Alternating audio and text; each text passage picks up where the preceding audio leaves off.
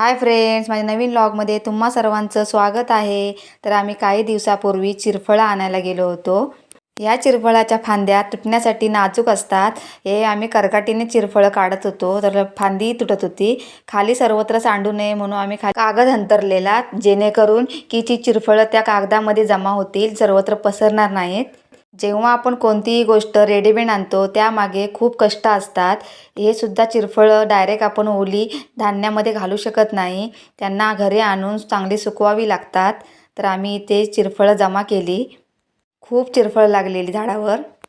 तर 15 दिवस आम्ही चांगली सुकवून उन्हामध्ये घेतली होती. त्याच्यानंतर आईने त्याला पूर्ण काठीने चेचून काढलं, जेणेकरून त्या बिया बाजूला होतील. त्याचे देठसुद्धा काढले आणि सुपाने चाळून बघा बिया बाजूला झाल्या आहेत आणि चिरफळं एका साईडला झाले आहेत. हे आम्ही आता धान्यामध्ये टाकणार.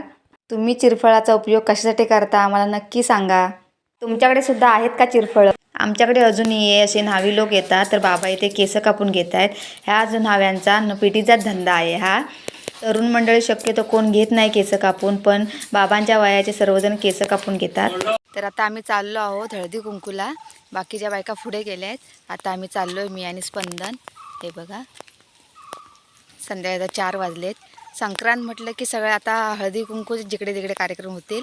गणपती उत्सव आहे त्या दिवशीसुद्धा होईल. तर आता आम्ही चाललो आहे दुसऱ्या वाडीमध्ये हळदी कुंकूसाठी. चला तर दाखवते तुम्हाला. मागून आई येत होत्या, त्यांना पण आम्ही थांबलो आणि एकत्रच गेलो. तर जिथे हळदी कुंकू होता तिथे सत्यनारायणाची पूजासुद्धा होती.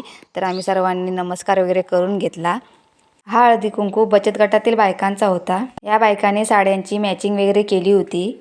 नमस्कार करून झाल्यानंतर आम्ही हळदी कुंकू घेण्यासाठी अंगणामध्ये बसलो. तिथे चहा पाणी वगैरे झाली आणि आम्ही वाण घेऊन घरी निघालो. तर आम्हाला वाणामध्ये काय मिळाले पहा. तर माझा हा व्हिडिओ तुम्हाला कसा वाटला मला नक्की सांगा. शेअर करा आणि सबस्क्राईब करायला विसरू नका. Bye bye.